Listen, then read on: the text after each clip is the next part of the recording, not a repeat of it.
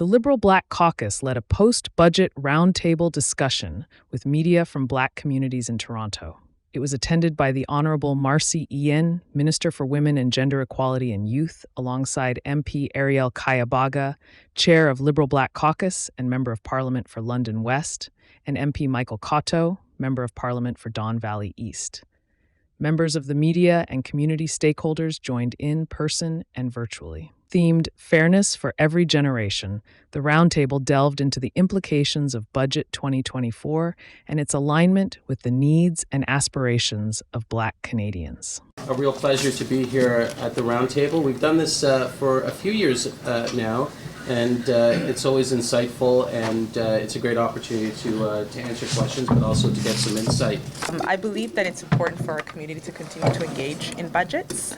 It is your right to engage with the government when there is a budget, whether there was something that specifically pointed you out of the budget or not. It should continue to be a practice that should be long-lasting, and your children will also pick up and continue to do, and your grandchildren as well, because we believe that we are contributing members of this country and we pay our taxes. We should be engaged post and pre-budget as well.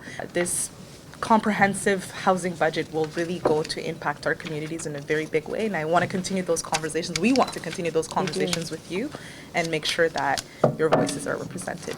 At the heart of Budget 2024 lies a bold strategy to accelerate housing construction, with plans to build nearly 4 million homes by 2031. This ambitious endeavor seeks to address the pressing issue of housing affordability and accessibility.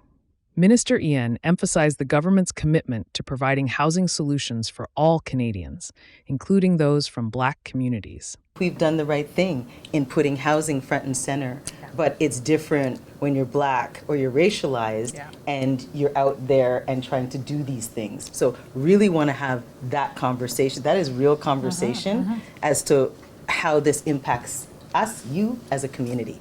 The event highlighted the significance of affordable childcare in supporting working families and promoting economic empowerment. There's so many women in particular who give up their jobs or are working part-time because childcare is unaffordable and they have to make a choice, right? When childcare is affordable, we're seeing more and more women, and that's Black, Indigenous, racialized women as well, being able to be in the workforce and do what they love as well. Participants asked about provisions for mental health, particularly focusing on support for youth. I actually made this announcement with Minister Sachs and Minister Valdez recently, and was asking her, and people asked us these questions. So that fund is meant to look at, not only look at, but address everything that you're talking about. I know that that's that $500 million fund, and yes, there's the $4 million, but I also want to point out that $500 million fund, and that it's meant to be representative of community, and culturally appropriate care is at the top of that list.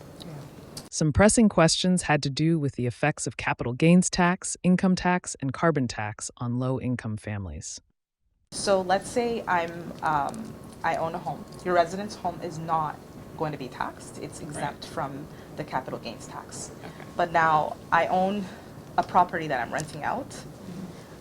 If I sell it, let's say me and my partner are going to sell this home, we are not taxed up to 500, like, so capital, like the gains, the capital we make on this sale. So let's say this home costs $900,000, but we sell it for $1 million. That's $100,000. We're not going to be taxed on that. It's $250. It's $250 per person in your household, exempt from the tax. And the people who are making the capital gain of up to $1 million should pay taxes on that, so that we all can have the contribution of the taxes that we're all paying. Because we all pay tax, but some people are making way more money than others, and we're trying to create a fairness, especially for millennials and Gen Zs. There was a miscommunication around this the day of the release of the budget. I agree. And people were out posting all kinds of crazy We're like, things. no, it's not that. They all And it's hard showed to up take at it back at that gas point. stations or trying to fill up their gas because they thought some doomsday was going to happen the next day. It is not the reality. Bolstering the National School Food Program underscores a commitment to addressing food insecurity, particularly among vulnerable populations. MP Kayabaga emphasized the importance of these measures in creating a more equitable society where every Canadian can thrive, regardless of their background.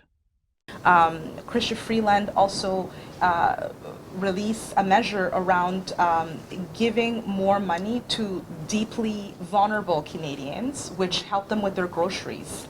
In this budget, there are measures around housing to make housing more accessible and more affordable for people.